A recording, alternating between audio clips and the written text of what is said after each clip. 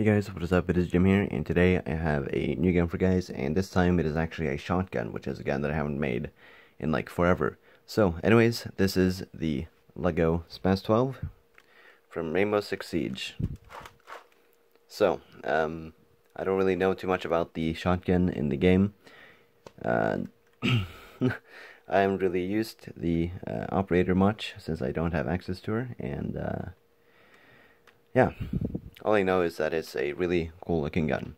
So, first off, I would just like to thank Asher Replicas for supplying me with a video of the shotgun and some pictures to help me make this, and it just turned out really quite accurate of a shotgun. So, yeah, make sure to go subscribe. It'll be really easy to find him on YouTube. So, anyways, you may be noticing some things that are actually missing from the gun, such as the charm holder and the stock. Now, the stock I did actually make, but the thing is, the design of the stock makes it really, really unsturdy, and I didn't really have too many pieces left after making the shotgun to make the stock. So the stock did end up looking a little bit weird. So when I first did start off with the shotgun, I knew that I wouldn't be able to make the stock.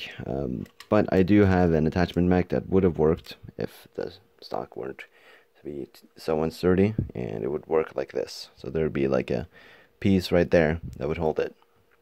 And it did actually do it for like a couple of seconds, and then the stock fell and broke. So I decided to just put it together just so I can show it to you guys that I actually did make it. So, here's the base shotgun.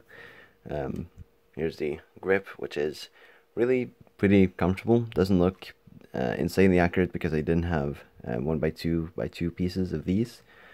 So, it did have to look kind of janky.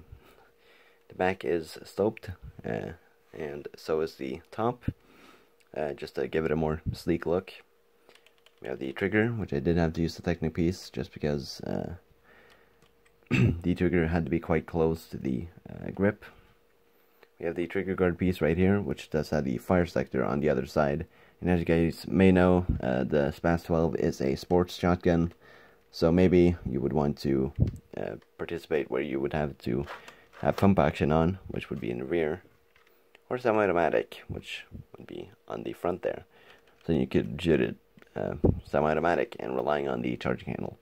Now that's one thing that I did actually want to do with this shotgun, was that when you pumped it back, you would also move the charging handle back, like I think the real one does. But yeah, sadly I wasn't able to do that.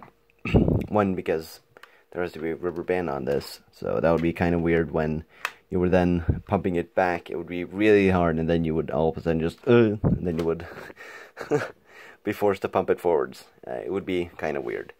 So I decided to just make them independently, and I also wouldn't be able to fit it inside of the shotgun because the shell loading system takes up a lot of space, which is what we're gonna cover next. So here we have a shotgun shell. It can only load one because, well, one, I could only find one, and two, the other ones would just get stuck, just like this one does. So anyways, so this thing, it actually gets quite stuck. Usually the rubber band is actually pretty strong on this, but it just doesn't, it has too much friction. So anyways, you can put the shotgun shell in, and you can actually load it like that. So it's actually in there, and if the, okay, so it's now down, and no shotgun shell will come out. You can hear it. You can hear it and see it right in there, so it does work. But as I said, it only loads one. So here we have the pump, and where it rides, it has these, which I don't know why they're there, but they are. So anyways, you can pump it back. The pump is actually really comfortable. I usually have my hand right here because it's the most comfortable space on it for me. Or of course, you could hold it back here where you would have your fingers and the palm of your hand pushing it back, making it easier. But I just prefer to hold up here because it's more comfortable. So it has a ton of vents on the top here, on both sides. Should have some vents up here too, but I couldn't really get them in there. So it does have a rail on top here.